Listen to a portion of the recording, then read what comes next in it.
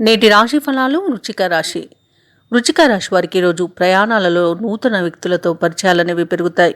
అలాగే ఆప్తుల నుండి అరుదైన ఆహ్వానాలను అందుకుంటారు. నిరుద్యోగులు ఎవరైతే ఉద్యోగ యత్నాలు చేస్తున్నారో ఆ ప్రయత్నాల్లో వేగవంతం చేస్తారు. చేపట్టిన పనులన్నీ కూడా విజయవంతంగా పూర్తి చేయగలుగుతారు. ప్రతి పనిలోనూ విజయాన్ని సాధిస్తారు. వృత్తి వ్యాపారాలలో ఎవరైతే ఉన్నారో వారు వ్యాపారాలలో లాభాలను అందుకుంటారు. ఉద్యోగస్తులు ఎవరైతే ఉన్నారో ఉద్యోగమున అదనపు బాధ్యతల నుండి ఉపశమనాన్ని పొందుతారు.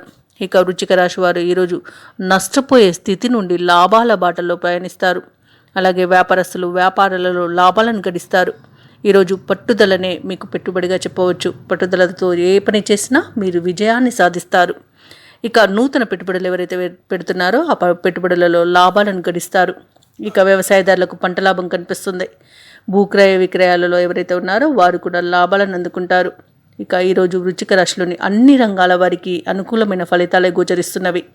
ఇక నూతన వాహన యోగం అనేది కనిపిస్తుంది. విద్యార్థులకు పోటీ పరీక్షల్లో విజయాన్ని పొందుతారు. ప్రైవేట్ సెక్టార్లో పనిచేసే వారికి ఉద్యోగం పర్మనెంట్ అవుతుంది. వృశ్చిక రాశి వారు చేపట్టిన కార్యక్రమాలన్నీ కూడా విజయవంతంగా పూర్తి చేస్తారు. ఆర్థికంగా ఈరోజు మరింత పురోగతి అనేది కనిపిస్తుంది. బంధువుల నుండి ఆహ్వానాలను అందుకుంటారు. విందు వినోదాది కార్యక్రమాల్లో పాల్గొంటారు. అలాగే వ్యాపార వాణిజ్యవేత్తలు ఎవరైతే ఉన్నారో వ్యాపారాలలో ఉన్న చిక్కులను ఈరోజు తొలగించుకోగలుగుతారు. ప్రభుత్వ ఉద్యోగస్తులు ఎవరైతే ఉన్నారో వారి విధి నిర్వహణలో ప్రశంసలను పొందగలుగుతారు. అలాగే పారిశ్రామికవేత్తలకు విదేశీ పర్యటనలు అనేవి ఉండవచ్చు. చిత్ర పరిశ్రమ వారు క్రీడాకారులు అవార్డులను రివార్డులను పొందుతారు.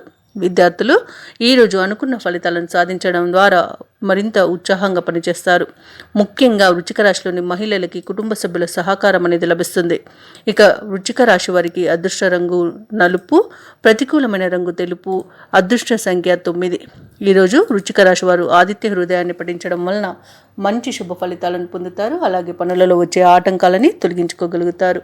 ఈ వీడియో నచ్చినట్లయితే లైక్ చేయండి, షేర్ చేయండి, అలాగే సబ్స్క్రైబ్ చేయడం అస్సలు మర్చిపోవద్దు. అంతా శుభమే జరుగుతుంది.